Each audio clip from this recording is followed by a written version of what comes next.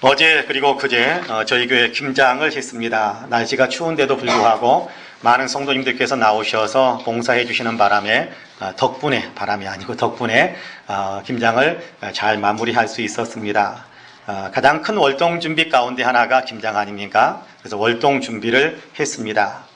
옛날에는 겨울이 되면, 지금이야 뭐 하우스 재배 이런 것들이 많아졌습니다만은 옛날에는 겨울이 되면 먹을 것을 구하기 어려울 뿐만 아니라 특별히 채소를 구하기가 어렵기 때문에 김치를 담아두어서 겨울 내내 채소 반찬의 밥상에 올릴 수 있었는데, 그 준비하는 지혜가 오늘까지 이어져서 지금도 그렇게 겨울이 다가오면 대부분의 가정들이 김치를 담으며 겨울 준비를 하고 있습니다. 그러니까 김치는 단순히 김치로 끝나는 것이 아니라 겨울 동안 먹을 수 있는 굉장히 중요한 먹거리이고, 또 그 먹거리를 통해서 보호하고 유지시켜야 될 생명을 보호하고 유지시키는 것이기 때문에 생명의 양식인 셈이다라는 생각을 많이 합니다.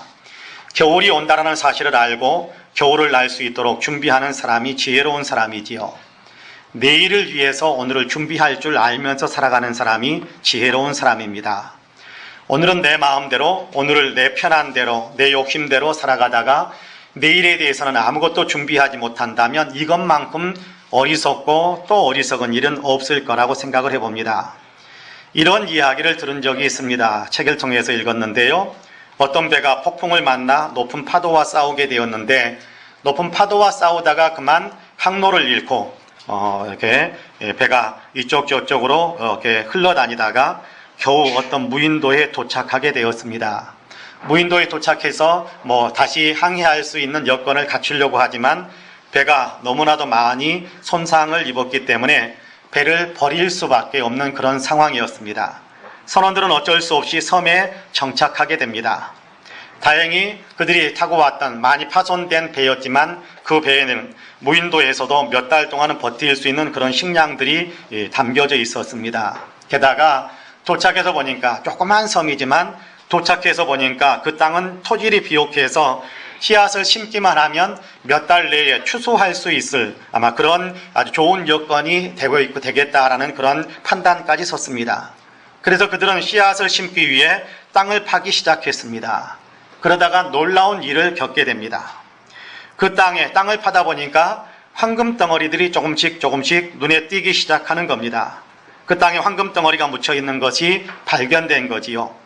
사람들은 흥분하기 시작했고, 다른 지역에도 또 황금이 이렇게 있는지를 지기 위해 그 작은 섬이지만 그 작은 섬을 여기저기 다 헤집고 다니기 시작했습니다. 많은 황금을 찾았습니다. 황금을 많이 모을 수 있었습니다. 그러는 사이 그들의 식량은 거의 바닥을 드러내게 되었습니다. 그때서야 사람들은 식량이 떨어진다는 사실을 알고 땅을 일구어 씨를 뿌렸지만 너무 늦었습니다. 파종할 시기를 놓쳐버린 것입니다. 그래서 그들은 산더미처럼 쌓인 황금을 바라보며 굶어 죽게 되었다라는 그런 이야기를 읽었습니다. 금도 귀하고 은도 귀하고 보석도 귀합니다. 그러나 무엇보다도 귀한 것은 생명이지요. 생명을 위해서는 금은보화가 아니라 일용할 양식이 있어야 합니다. 생명이 있어야 금은보화가 좋은 것이지, 생명을 지키지 못한다면 금은보화, 부귀영화가 다 무슨 소용이 있겠습니까? 사람들은 이 사실을 다 압니다. 누구나 다 압니다. 그런데 이 사실을 알면서도 현대인들을 보면 생명을 지키는 것에 대한 관심보다도 금은보화를, 부귀영화를 얻는데 더 많은 관심을 기울이고 있는 것 같습니다. 그렇게 사는 것은 아니지요. 생명을 위해 준비하는 것이 더 중요합니다. 육신의 생명을 지켜가는 것도 중요합니다만 영적인 생명은 더더욱 중요합니다. 영의 생명을 위해 준비하는 일은 그 무엇보다도 중요한 일입니다. 오늘 우리는 누가복음 3장의 말씀을 함께 읽었습니다. 로마의 디베레오 황제가 즉위한 지 15년째 되는 해였다. 그렇게 이야기를 시작하고 있습니다. 3장 1절에서 그렇게 이야기하죠. 디베레오 황제가 통치한 지 15해, 15년째 되는 해였다라고 이야기합니다. 당시에는 로마가 굉장히 강대한 나라라서 주변에 있는 다른 나라들을 거의 모든 주변에 있는 나라들을 식민 통치하고 있던 때입니다. 곳곳에 로마 황제의 명령에 따라 지역을 다스릴 수 있는 대리자들을 세웠는데 오늘날 우리 지방자치제처럼 그렇게 어느 정도 행정권, 주권을 가지고 통치할 수 있도록 세워진 사람들을 분봉왕 그렇게 이야기하고, 그리고 로마 황제가 직접적으로 통치하는 곳에 세워진 사람을 가리켜서 총독 그렇게 불렀습니다. 곳곳에 분봉왕을 두고 총독을 두면서 여러 지역들을 통치하고 있었습니다. 이때 당시에 지금 누가복음 3장을 이야기 시작하는 이때 당시에 갈릴리 지역은, 유대 지역인 이스라엘 사람들이 살고 있는 갈릴리 지역은 헤롯이라는 사람이 분봉왕으로 임명을 받아서, 그리고 예루살렘을 중심으로 하는 유대 지역은 본디오 빌라도가 총독으로 임명을 받아서 세워져 있습니다. 이것이 정치적인 측면의 어떤 상황입니다. 그런가 하면 종교적으로는 우리가 읽은 2절에서는 안나스와 가야바가 대제사장으로 있었다 그렇게 이야기합니다. 여러분, 여기 명시된 사람들에 대한 이때 통치의 어떤 형태, 정치적인 또 경제적인 그리고 어떤 종교적인 이런 어떤 모습들을 역사를 통해서 살펴보면 굉장히 힘들고 어려웠던 때임을 알 수가 있게 됩니다. 식민 통치 아래에서 정치적으로 경제적으로 삶의 모든 부분에서 온갖 수탈을 당하고 있었기 때문에 이스라엘 사람들은 고통의 탄식 소리가 입술에서 저절로 흘러나오고 있는 상황입니다. 게다가 종교적으로, 유대 종교적으로도 매우 혼탁한 상황입니다. 부끄럽고 추한 모습들이 너무 많았습니다. 여러분, 제사장의 이름이 한 사람이, 대제사장의 이름은 한 사람이 기록되는 것이 맞는데 대제사장의 이름이 2명이나 장인과 사이가 이렇게 나란히 그렇게 이렇게 이름이 기록되어져 있는 것을 보게 됩니다. 여기에 유대교 종교가 얼마만큼 타락해 있는가라는 것을 단적으로 보여주는, 안으로 들어가서 보면 더 심각합니다만은 굉장히 중요한 단적인 모습들을 보여주고 있습니다. 바로 이런 때에 힘들고 어렵고 탄식하면서 혼탁해지고 추악해져 있었던 그런 때에 하나님께서 요한에게 말씀으로 임하셨다 그렇게 말씀하고 있습니다.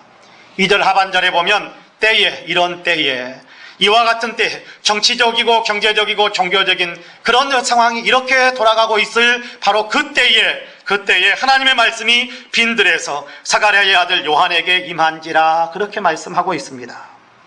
하나님의 말씀이 요한에게 임했고 요한은 자기가 받은 하나님의 말씀을 외치기 시작하는데요, 요한이 하나님께로부터 받아서 외친 말씀이 바로 오늘 우리가 읽은 말씀입니다. 회개하라 라는 말씀이고 주의 길을 준비하라 라는 그런 말씀입니다. 왜 주의 길을 준비해야 되는 것일까요? 왜 주의 길을 준비하라고 말씀하시는 걸까요? 왜 주의 길을 준비해야 되는 것일까요?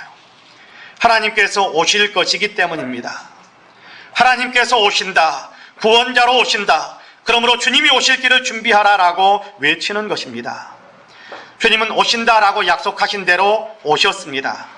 그리고 주님은 다시 오신다라는 약속을 우리에게 남겨두고 있는데 약속에 신실하신 주님이시기 때문에 반드시 다시 오실 것입니다. 주님은 반드시 다시 오십니다. 주님이 오실 텐데, 그러면 주님이 오실 때 오실 주님을 맞이하기 위해 우리는 어떻게 해야 될까요? 주님이 오시는데 주님이 우리에게 오실 수 있도록 우리는 무엇을 해야 되는 것일까요? 하나님께서 요한을 통해 우리에게 그 대답을 들려주십니다. 이제 요한의 대답을 통해서, 요한이 우리에게 들려주시는 그 이야기들을 통해서 우리가 하나님의 말씀을 함께 우리가 살펴볼 텐데요, 바라기는 말씀을 나누는 동안 저와 여러분 우리 모두가 진실로 주님의 길을 잘 준비할 수 있는 아름다운 영성의 사람들로 든든히 설 수 있기를 주님의 이름으로 간절히 축복합니다. 아멘. 주님의 길을 준비하라고 말씀하시는 주님은 주의 길을 준비한다라는 것은, 너희가 주의 길을 준비하라라고 말씀하시는 그 메시지에 담고 있는 핵심적인 내용은 회개하라라는 것이었습니다. 회개하라. 삶의 방향을 바꾸라 그런 얘기입니다. 주님이 인정해 주시고 주님이 기뻐하실 수 있는 삶으로 변화되라 그런 얘기입니다. 지금까지와는 좀 다르게 살아라 그런 얘기입니다. 주님의 길을 준비하라고 선포하는 세례 요한의 외침은 우리가 주님 편으로 돌아서는 것, 삶의 방향을 주님을 위하는 방향으로 돌이키라라는 그런 얘기입니다. 주의 길을 준비하는 것, 회개하라라는 얘기거든요. 여러분, 오늘 우리가 읽은 3절과 4절 말씀 같이 한번 읽어볼까요? 같이 한번 읽어봅시다. 시작. 요한이 요단강 부근 각처에 와서 죄 사함을 받게 하는 회개의 세례를 전파하니 선지자 이사야의 책에 쓴 바 광야에서 외치는 자의 소리가 있어 이르되 너희는 주의 길을 준비하라, 그가 오실 길에 곧게 하라. 할렐루야. 여러분, 지금 3절에 대한 얘기는 3절의 이야기, 당시에 있었던 얘기는 요한이 나와서 회개하라 라고 외치는 소리였고, 이것이 무슨 의미냐라고 이야기하는 것을 설명하는 내용이 4절입니다. 4절에서 이사야 선지자의 말씀을 인용하고 있는데, 이사야 선지자를 통해서 이미 그렇게 예언되어 있는 내용을 요한이 와서 성취하고 있다라는 얘기거든요. 요한이 이사야 선지자를 통해서 예언해 놓은 것이 뭡니까? 그건 뭐냐면 주의 길을 준비하라라고 외치는 사람이 올 것이다라는 겁니다. 주의 길을 준비하라라고 외치는 사람이 있는데, 그 사람이 외치는 내용이 무엇이었느냐 하면 회개하라라는 그런 내용이었다라는 것이 3절과 4절을 연속해서 우리에게 가르쳐주고 있는 겁니다. 여러분, 당시 유대 사회에서는요, 세례를 받는 것은 이방인들이 유대인이 되기 위해서 세례를 받는 그런 의식 절차를 밟아갔습니다. 그러니까 유대인들은 세례를 받지 않습니다. 유대인들은 세례를 받지 않고 이방 사람들이 유대인이 되기 위해서는 세례라는 절차를 통해서 그래서 유대인이 되는 어떤 그런 과정을 밟아가거든요. 그런데 오늘 우리가 이건 본문에 보니까 지금 세례 요한이 세례를 받으라고 외치면서 그 세례가 뭐냐 하면 회개의 세례를 받으라라고 이야기하면서 외치는 그 대상이 누구냐 하면 이방 사람들이 아니고 유대인이라는 사실을 우리가 본문을 통해서 확인할 수 있게 됩니다. 그러니까 당시에 유대인들이 가지고 있었던 어떤 통념과는 전혀 다른 겁니다. 당시 유대인들이 가지고 있었던 통념은 유대인은 회개할 필요가 없는 사람이고 세례를 받을 필요가 없는 사람이고 이방인들이 회개하고 세례를 받고 유대인이 되는 것이다. 그런 생각을 가지고 있었는데 지금 요한은 어떤 것을 외치느냐 하면 유대인들을 향해서 너희가 회개하고 세례를 받아야 된다. 그렇게 외치고 있는 것입니다. 보십시오. 요단강 부근에 각처에서 몰려든 사람들을 향해 세례 요한이 외치는 내용입니다. 요단강은 이스라엘 땅입니다. 이방인들이 살고 있는 땅이 아니고 이스라엘 사람들이 살고 있는 땅이란 말이에요. 그러니까 이방인들이 몰려들어와 있는 땅이 아니고 유대인들이 몰려들어서 살고 있는 땅이 요단강 그 주변이고, 그리고 이 세례 요한이 외치기 시작하니까 몰려든 사람들도 이방인들이 아니고 다 유대인들이었어요. 세례는 이방 사람들이 유대 사람들이 되기 위해서 내가 세례받기를 원합니다라고 자원하는 것이었고, 유대인 당시에 예수님 당시 세례 요한 당시에요. 그런데 세례 요한이 외치는 메시지는 달라요. 세례 요한이 외치는 메시지는 너희가 세례를 받아라, 너희가 회개해라 라고 외치는 거란 말이에요.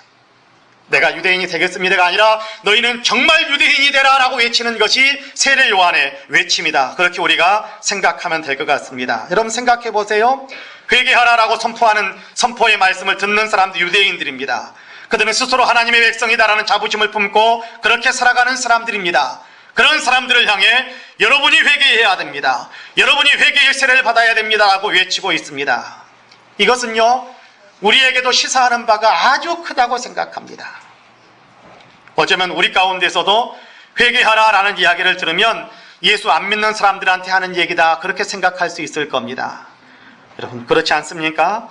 예수 안 믿는 사람들이 회개해야 된다, 우리는 그런 생각을 많이 하고 예수 믿는 나와는 상관없는 생각으로, 없는 이야기로 그렇게 처리할 때가 얼마나 많은지 모릅니다.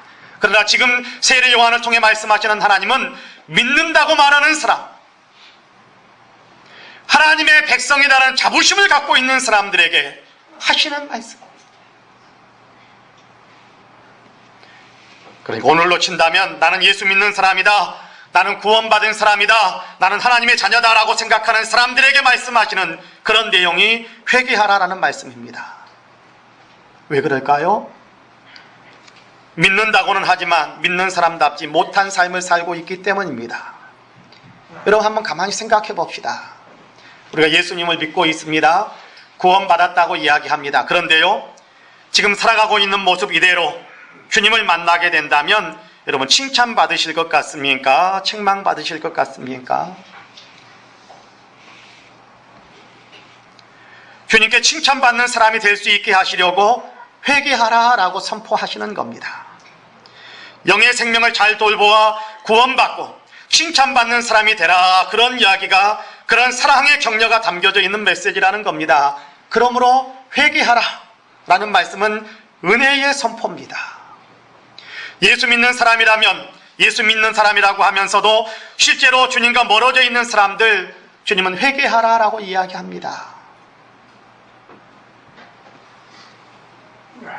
장로님 한 분이 계셨습니다. 여러분, 장로님이시면 그래도 여러분 예수 믿는 사람 아니겠습니까? 교인들에게 모범이 되는 사람들 아니겠습니까? 그렇잖아요? 믿음을 가지신 분이십니다. 근데 이분은 장로님이시면서도 경건 생활에 좀 마음을 쏟는 것보다는 교회 정치에 더 열심을 내셨습니다. 근데 그만 이분이 암에 걸리셨어요. 아버지의 건강을 위해서 간절히 기도하던 중에 따님 한 분이 어느 날 새벽 기도의 시간에 아버지가 회개해야 된다라는 주님의 음성을 마음으로 듣게 됩니다. 하지만 딸이 아버지한테 가가지고 아버지 회개하세요 라고 하는 말이 쉽겠습니까? 어떻게 해야 될지 몰라 이렇게 어떻게 마음을 정하지 못하고 있는데, 그럼에도 불구하고 하나님께서 너무 선명하게 분명하게 그 마음을 주셨기 때문에 그 딸은 조심스럽게 아버지하고 단 둘만 있을 때 아버지에게 그런 얘기를 합니다. 아버지, 하나님이 아버지 회개하시래요. 평생 열심히 하나님을 섬겼다고 생각했는데 딸이 아버지한테 회개하라 라고 이야기를 하자 이 장로님은 몹시 언짢아서 노발대발하면서 딸을 그 자리에서 당장되어 쫓아버리셨습니다. 내 눈앞에 나타나지 마라. 그렇지만 자녀들은 아버지를 위해 눈물로 기도하기 시작했습니다. 사흘쯤 지났을 때 자녀들이 모인 자리에서 온몸이 암이 퍼져서 통증으로 다리를 만지지도 못하게 하시던 분이 무릎을 꿇고 엎드려서 하나님, 제 잘못을 회개합니다 라며 통곡하고 회개하기 시작했습니다. 부인과 자녀들에게도 용서를 구하고 누웠다가 또 회개할 일이 생각나면 일어나 다시 무릎을 꿇고 회개의 기도를 드렸습니다. 장로님은 그렇게 며칠을 회개하다가 어느 저녁 하나님이 그토록 기다리시던 회개를 다 쏟고 평안히 하나님의 품에 안기셨습니다. 하나님은 우리가 어떻게 살고 있는지 다 아시지만 오래 기다리시며 모든 죄를 다 용서하기를 원하시고 또 용서하십니다. 그러나 우리가 분명하게 기억해야 할 것은 죄를 짓고도 태연하게 있는 그런 죄들을 주님께서 다 용납하시는 것인가 라는 것을 우리는 생각해 봐야 합니다. 죄를 짓는 것보다 더 무서운 것은 죄를 짓고도 회개하지 않는 것입니다.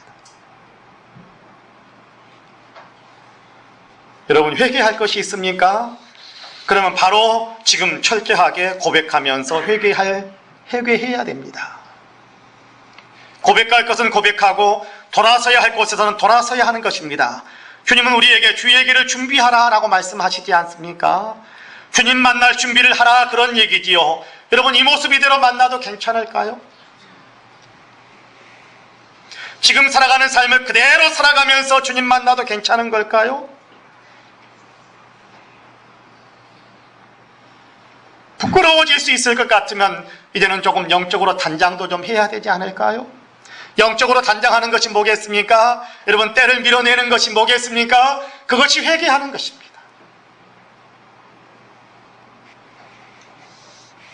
주님 만날 준비를 하는 것이지요. 변해야 합니다. 마음이 변해야 되고 삶의 내용이 변해야 됩니다. 마음이 바뀌어야 되고 말이 변해야 되고 행실이 달라져야 됩니다. 하나님이 기뻐하시는 삶으로 방향을 돌려야 되는 것입니다. 바라기는 저와 여러분 우리 모두는 예수 믿는 믿음을 더 굳게 지켜가는, 참으로 회개할 줄 아는 복된 성도님들이 되시기를 주님의 이름으로 간절히 축복합니다. 주님이 오시는 길을 준비하는 것, 회개하는 것이다, 그렇게 말씀하시는데 주의 길을 준비하셔라, 주의 길을 준비하라 라고 이야기하면서 회개하는 것에 대한 좀 더 구체적인 내용을 우리에게 이야기하고 있는 것이 5절입니다. 여러분, 5절 같이 한번 읽어볼까요? 5절 같이 한번 읽어봅니다. 시작. 모든 골짜기가 메워지고 모든 산과 작은 산이 낮아지고 굽은 것이 곧아지고 험한 길이 평탄하여질 것이요. 할렐루야. 그러면 모든 사람들이 구원의 은혜를 보게 될 것이다 라고 이야기하는 것이 이어지는 6절 말씀입니다. 5절처럼 하면 5절처럼 되어져서 6절처럼 되어진다, 뭐 그런 얘기겠죠. 여러분, 이것은 땅에 대한 말씀이라기보다는 사람에 대한 말씀이다, 그렇게 우리가 생각하셔야 됩니다. 땅에 대한 얘기가 아니거든요. 여러분, 움푹 패인 땅이 메꿔지고 높은 땅이 이렇게 깎아내려서 이렇게 평지가 되고 이렇게 꾸불꾸불한 길들이 그냥 똑바른 길로 고속도로처럼 일자 고속도로처럼 쫙 나오고 그 얘기 하는 것 같지만 사실은 이것은 상징적, 은유적인 표현들이거든요. 사람에 대한 얘기입니다. 굽은 것 고다지고, 그렇죠? 여러분, 우리의 마음에 좀 구부러진 것 있습니까? 어떠세요? 여러분, 이렇게 되어 있는 마음들은 쭉 피셔라, 그런 얘기입니다. 여러분, 우리의 마음들에 보면요, 모든 사람에게는 쫙 펴져 있는데 그러다 보니까 모든 사람에게 이렇게 넓은가라고 보면 여러분 꼭 몇몇 사람들에게는 이렇게 구부러져 있는 사람들이 있습니다. 그렇잖아요? 제가 며칠 전에 노예 임원회를 모였는데 거기에서도 이분이 참 이렇게 법에 대한 얘기 또 질서에 대한 얘기들을 참 이렇게 잘 해주는구나 라고 생각했었던 분들이 계시는데 그분들 가운데서도 특정 인물에 대한 얘기를 하니까 법이고 뭐고 없더라고요. 법이고 뭐고 없이 그냥 이게 이분 속에 응어리진 구부러진 것이 있구나 라고 느낄 수 있을 만큼 티가 나게 막 표현하며 그러면서 이야기하는 것을 들으면서 이걸 어떻게 모든 사람에게 다 곧게 펴지는 그런 일들을 할 수 있을까라고 생각하면서 제 자신을 돌아보기도 했었습니다. 굽은 것이 고다지고 똑바로 펴지고, 그렇죠? 여러분, 흔들리고 흩을리던 것 처음하고 이렇게 만남의 어떤 사람들과의 관계 속에서 내 마음 혼란스러운 것들이 평강의 마음으로, 그러기 위해서는 한 분이 다스려야 평강입니다. 여러 개가 들어오면 혼란스럽지만 여러분, 중심이 여러 개가 들어오면, 가치가 너무 많은 가치에 중구난방에 들어오면 혼란스러워요. 그러나 주인이 딱 한 분이면 그 다음에는 평안해집니다. 주님이 들어오시면 평안해지는 겁니다. 자, 그 얘기들은 일단 놔두고요. 오늘 우리가 읽은 본문 5절에서 앞부분에 대한 얘기를 먼저 오늘 이 시간엔 잠깐 좀 하려고 그럽니다. 여러분, 땅에 대한 얘기가 아니라 사람에 대한 얘기고 이것은 정체성에 대한 얘기입니다. 모든 골짜기가 메워지고 라고 말씀하는데요, 너무 낮은 자존감을 갖고 있는 사람들이 자신에 대해 바른 자존감을 갖게 하시는 겁니다.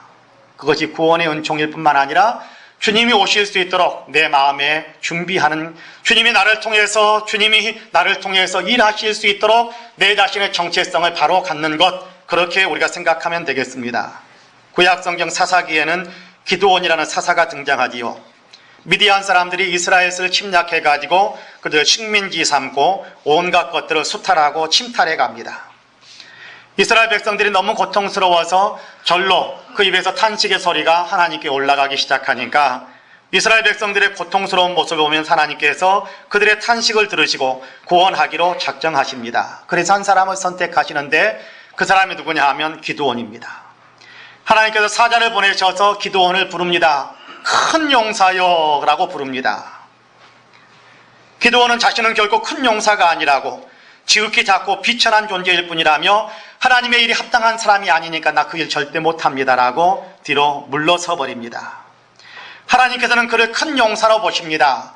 하나님께서는 그를 큰 용사로 지으셨고 큰 일을 할 수 있는 사람으로 그를 보고 계시고 큰 일에 사용하기를 원하시는 것이 하나님의 마음인데, 그는 삶의 이런저런 일에 지치고 찌들리고 풍파에 세파에 몰아치면서 자기 자신의 정체성, 자기 자신의 자존감이, 자긍심이 떨어질 대로 떨어져서 나는 비천한 존재다, 나는 칠푼이 정도에 빛나지 않는다라고 생각하고 있는 그런 대답을 기드온이 하고 있는 겁니다.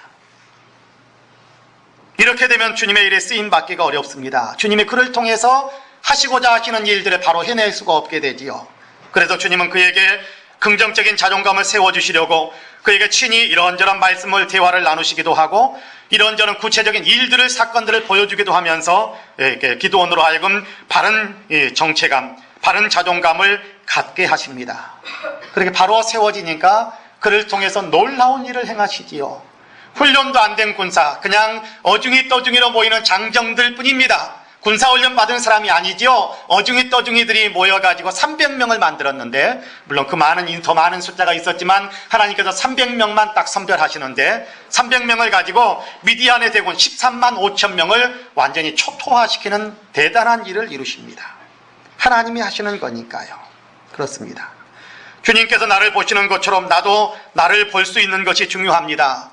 주님께서 나를 인정해 주시는 것만큼 나도 내 자신을 인정하는 것이 중요합니다. 다른 사람들이 나를 어떻게 보느냐 이것이 중요한 것이 아니라 지금 세상 속에서 내가 어떤 위치에 있는 것이 중요하느냐 이것이 아니라 하나님께서 나를 어떻게 보시느냐 이게 중요한 거거든요. 이것이 골짜기 지극히 낮은 자존감을 가지고 있다고 할지라도 하나님이 나를 어떻게 보시는가에 맞추어서 내 자신을 채워가고 세워갈 수 있는 그런 삶을 우리가 살아가야 하는 것이 주의 길을 준비하는 중요한 내용입니다. 여러분, 하나님께서 우리를 어떻게 만드셨습니까? 하나님의 형상을 따라서. 여러분, 하나님의 형상을 따라서 시편에서는 18편에서는 그렇게 이야기하죠. 천사보다 조금 못하게 하시고 그렇게 이야기하죠. 사실은 하나님보다 조금 못하게 하시고 히브리어 원문에는요 하나님보다 조금 못하게 하시고 그렇게 되어 있습니다. 천사보다가 아니라 하나님보다 조금 못하게 하시고 하나님의 형상으로 지극히 존귀하게 만든 존재가 사람입니다. 이것이 우리의 존재, 우리의 본질이란 말입니다. 우리의 본질이에요. 하나님께 사랑받는 사람, 하나님의 자녀, 이것이 우리의 존재입니다. 그런데 우리 가운데서는 생활 속에서 이런저런 아프고 힘든 일들을 겪음으로 인해 스스로 자기 자신을 한심하게 여기는 사람들이 얼마나 많은지 모릅니다. 스스로 비참한 존재라고 여기면서 나는 아무것도 할 수 없는 존재로 그렇게 여기는 분들이 얼마나 많은지 모릅니다. 아닙니다. 그럼에도 불구하고 우리는 하나님의 자녀입니다. 하나님의 형상을 닮은, 하나님의 형상대로 창조되어진, 하나님을 꼭 닮은 그런 존귀한 존재입니다. 하나님께서 이렇게 귀한 존재로 보시면서 여러분 우리를 어떻게 하나님께서 하나님의 자녀로 삼아주셨습니까? 예수 그리스도라는 값을 지불하시면서 우리를 사고, 그렇죠? 여러분 한 1억 정도 주고 여러분이 뭔가를 구입한다면 그 구입한 1억짜리를 여러분 하찮은 것인데 1억 주고 샀다 그러겠습니까? 1억 정도 지급을 하면서 여러분 구했다고 그 뭔가를 샀다고 한다면 그 1억의 가치를 지녔기 때문에 대단한 존재로 여기기에 1억이라는 가치를 지불한 것 아닙니까? 그런데 하나밖에 없는 외아들이신 예수님을 값으로 지불하고 우리를 하나님의 자녀 만드셨다고 한다면 하나님께서 우리를 얼마나 존귀하게 본다라는 겁니까? 우리는 그런 사람들.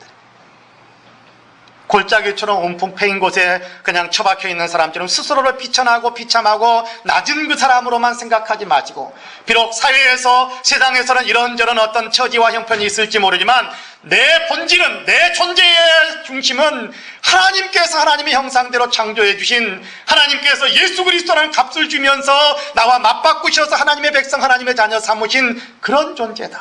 나는 그런 존재다. 여러분, 이런 정체성을 가질 수 있게 되기를 간절히 원합니다. 주님은 우리가 그렇게 되기를 원하세요. 그렇게 되기, 그게 주의 길을 예비하는, 주의 길을 준비하는 중요한 한 통로에 서는 것입니다. 회개하는 것입니다. 세상의 것 가지고 나를 자꾸만 비교하면서, 세상 것 가지고 나와 자꾸만 맞추어 보면서 우리가 세상의 기준에 따라서 스스로를 비참하게 보는 그 시각 버리고 하나님이 보시는 시각으로 나를 존귀하게 볼 줄 아는 회개하는 마음이거든요. 회개하는 마음. 저와 여러분에게 이 마음이 있게 되기를 주님의 이름으로 간절히 축복합니다. 그렇다고 해서 교만해지라 그런 얘기는 아닙니다. 내 자신을 지극히 높여서 나만 대단한 존재처럼 여기는 그런 삶을 살라 그런 얘기는 아닙니다. 자긍심을 갖는 것은 좋은 일입니다만 그는 한없이 내 자신을 높이려고 하면서 교만해져서는 안 되는 겁니다. 그 얘기가 5절에 그대로 기록되어 있지 않습니까? 모든 골짜기가 메워지고, 그 다음 뭐라고 이야기합니까? 모든 산과 작은 산이 낮아지는 것이다, 그렇게 말씀하고 있잖아요. 그렇습니다. 자기를 높이려는 마음을 버리고 다른 사람을 높여줄 수 있는 겸손함이 또한 있어야 된다, 그런 얘기입니다. 여러분, 내가 조금 알면요 얼마나 다른 사람들 많이 무시하는지 모릅니다. 그렇죠? 예. 저에게도 그런 속성이 있더라고요. 그럼 내가 조금 알면요 다른 사람들 무시하고 하찮게 여기고 나만 잘된, 나만 알다고, 나만 똑똑한 것처럼 그렇게 막 그냥 주장하는 사람들이 많이 있습니다. 그것이 바른 것일까요? 물론 나만 아는 것이 맞을 수 있습니다. 다른 사람 모를 수도 있습니다. 그러나 그것이 상대방을 무시해도 되는 그런 어떤 자격을 부여받은 것처럼 생각하시면 오산입니다. 다른 사람을 높여줄 수 있는, 나보다 다른 사람을 낮게 여겨줄 수 있는 겸손함이 우리에게 있어야 된다는 겁니다. 다른 사람을 나보다 높여준다는 것, 이것은요 내가 비천해서가 아닙니다. 다만 사랑하며 존경하는 마음으로 다른 사람을 높여주는 것입니다. 이렇게 하는 것이 주님이 나를 통해 주님의 일을 행하실 수 있도록 길을 준비해 드리는 일입니다. 지금도 계속 이어지고 있는지는 잘 모르겠습니다만, 제가 고등학생 때 제가 고등학생 때 기독학생회 활동도 하고 그랬었는데, 그때에 여기 가까운 데 있는 정신여고에, 거기는 미션스쿨이니까요, 틴라이프 합창단이 있었습니다. 그들이 방학이 되면 이렇게 순회하면서, 또 방학이 아니라도 이렇게 가끔씩 순회하면서 학교를 돌기도 하고, 또 이런저런 곳에 이렇게 찬양하면서 복음을 전하는 그런 일들을 했는데, 방학이 되면, 매년 아마 여름방학으로 제가 기억을 합니다만, 방학이 되면 특별히 미주 지역, 미국과 아메리카 대륙, 특별히 미국 지역을 많이 방문해서 순회하며 찬양 연주를 하곤 했었습니다. 그때 단원은 아마 15명 정도, 합창단 전체가 가면 너무 규모가 크니까 줄여서 그 숫자를 줄여서 15명 정도를 항상 그렇게 팀으로 만들었답니다. 그런데 연주가 끝나고 다른 곳으로 이동을 하기 위해 차를 타야 할 시간이 되면 학생들이 앞을 다투어서 차 있는 데로 뛰어가 서로 먼저 차 안으로 들어가려고 길을 쓰며 자리 다툼을 하곤 했습니다. 그들이 타는 차는 승합차였어요. 12인승. 이 사람들은 15명입니다. 그래서 동행하는, 그들을 안내하는 다른 어떤 장로님들이, 그 미주 지역에 살고 있는 장로님들이 볼 때는 서로 좋은 자리 차지하려고 저렇게 뛰어가는가 보다라는 그런 생각이 들었었거든요. 그래서 인솔자에게 그걸 확인하려고 일부러 우회적으로 물었습니다. 왜 저 학생들은 차를 탈 때마다 앞을 다투어서 뛰어갑니까? 그러자 인솔자의 대답은, 먼저 뛰어가는 사람, 자동차의 좌석이 12좌석밖에 안 되기 때문인데 어쩔 수 없이 3사람 정도는 바닥에 앉든지 그냥 바닥에 쭉 엎드려 버리든지 그렇게 하기 위해서 자기가 먼저 뛰어가서 바닥에 앉고 자기가 먼저 뛰어가서 엎드리기 위해서, 그래서 이렇게 먼저 뛰어간다라는 거예요. 자기가 먼저 뛰어가서 낮은 자리를 앉고, 그리고 다른 친구들, 뒤에 오는 친구들에게 좋은 자리를 앉을 수 있도록 그렇게 하기 위해서 먼저 그렇게 길을 쓰고 먼저 타려고 그런다라는 거예요. 장로님이 생각에 에이 설마. 그래서 차에 가봤어요. 근데 정말이었습니다. 먼저 탄 사람, 장로님 눈앞에서 먼저 탄 사람이 2-3사람이 있었는데 2명 정도가 먼저 탔었는데, 그들이 의자에 앉는 것이 아니라 바닥에 엎드려 있는 것을 보게 된 겁니다. 말할 수 없는 감동이 밀려들었습니다. 그날 장로님은 정신여고 중창단을 위해서 15인승 승합차를 선물로 사주었다고 합니다. 자기가 못나서 엎드리는 것이 아닙니다. 자기가 못나서, 자기에게 권한이 없어서 그래서 의자에 못 앉고 바닥에 엎드리는 것은 아니라는 거지요. 다른 사람에게 더 잘해주기 위해 스스로 엎드리는 겁니다. 엎드리면 은혜가 있습니다. 엎드리면 주님이 엎드리는 그 사람을 통해 놀라운 일을 하십니다. 그런데도 많은 사람들이, 예수 믿는다고 하는 사람들이 너희 안에 이 마음을 품으라 곧 그리스도 예수의 마음이니 하면서 겸손에 대해서 가르쳐주는 주님의 말씀을 들으면서도 너무나도 많은 그리스도인들이 겸손하고는 담을 쌓고 살아가는 일들이 얼마나 많은지 몰라요. 내가 사회적으로 이런 위치에 있는데, 내가 지금 이런 신분인데, 내가 그래도 배웠는데, 내가 그래도 직분이 있는데, 내가 그래도 가질 만큼 가졌는데, 그 생각에 결코 다른 사람들 앞에 내 자신을 낮출 줄 모르는 그런 삶을 살아가는 삶이 얼마나 많은지 모릅니다. 높은 산은 깎아 내려가고 작은 산도 깎아 내려가고 모든 사람들이 평화롭게 살아갈 수 있는 그런 관계를 만들어라. 주의 길을 예비해라. 회개해라. 자기 자신을 비참하게 보는 것도 아니고 자기 자신을 높이면서 보는 것도 아니고 똑같이 하나님께서 창조하신 형상으로 서로를 존중하며 내 자신을 그렇게 자긍심을 가지고 살아가며, 이것이 주님을 위해서 예비하는, 주의 길을 예비하는 것이고 회개하는 삶이다라는 것을 우리에게 가르쳐주고 있습니다. 사랑하는 성도 여러분, 대림절 절기 주간입니다. 주님이 오셨던 것을 감사하며 약속하신 대로 다시 오실 것을 기대하면서 희망을 가지고 살아가는 것이 대림절 절기, 신앙, 영성 훈련을 쌓아가는 그런 내용들이지 않습니까? 주님은 약속하셨기에 반드시 다시 오십니다. 이 사실만은 마음에 깊이 새기시기를 바랍니다. 그때에 우리가 어떻게 주님 앞에 서게 될까? 주님은 오늘 세례 요한을 통해서 우리에게 굉장히 중요한 것을 가르쳐 줍니다. 주의 길을 준비하라, 회개하는 것이다. 그게 뭡니까? 내 자신에 대해서 자꾸만 여러분, 다른 사람들, 나보다 더 위에 있는 사회적인 지위에 위에 있는 사람하고 내 자신을 비교해가지고 나를 낮추면서 사는 사람, 비참하게 그렇게 느끼면 살아가는 사람은요, 자기보다 좀 안 좋은 사람 보면 막 짓밟으면서 괴롭히는 사람 얼마나 많은지 몰라요. 자긍심을, 긍정적인 자존심, 긍정적인 자긍심을 다 가지면, 하나님께서 창조하신 내 자신의 긍정적인 자긍심을 가지면요, 다른 사람에게도 잘해줍니다. 근데 사회적인 세속의 어떤 시각 가지고 자꾸만 비교하니까 나는 비참한 존재야, 그런 생각에 빠져 있으면요, 나보다 조금 못한 사람 보면 사정없이 짓밟습니다. 저는 우리 가운데는 그런 분이 결코 없기를 원합니다.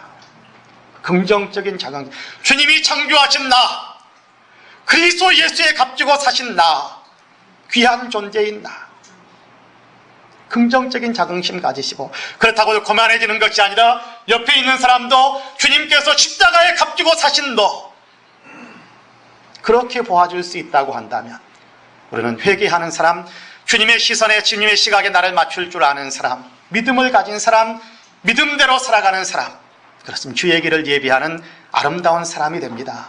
저와 여러분은 그렇게 되기를 주님의 이름으로 간절히 축복합니다. 아멘. 기도하겠습니다. 주님의 이름으로 간절히 축복합니다. 아멘. 기도하겠습니다. 주님의 이름으로 간절히 축복합니다. 아멘. 기도하겠습니다. 주님의 이름으로 간절히 축복합니다. 아멘. 기도하겠습니다. 주님의 이름으로 간절히 축복합니다.